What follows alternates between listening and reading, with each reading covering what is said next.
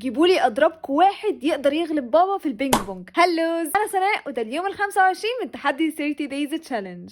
الكيس ده يا جماعه بابا كسبه النهارده في البطوله بتاعه البينج بونج، بطوله كده في المدينه بتاعتنا، وبابا اخد المركز الاول في لعبه البينج بونج اللي هي تنس طاوله. شايفين اسمه؟ اسامه. بابا من اكتر المعجبين في فيديوهاتي وان انا بعمل بوكسينج وكده، قال لي خدي صوري ونزليها عندك وشوفي هي ايه. فيلا بينا نشوف ايه اللي بابا فازوا بطوله التنس طاوله. بس عامه انا حاسه ان هم حاطينه ترنج ولا حاجه زي كده.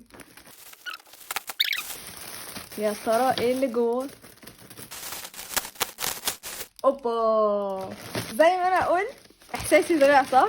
جايبين لبابا ترنج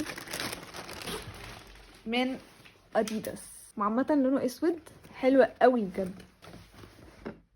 بس طلع دي الهديه اللي بابا اخدها وجميله قوي بصراحه.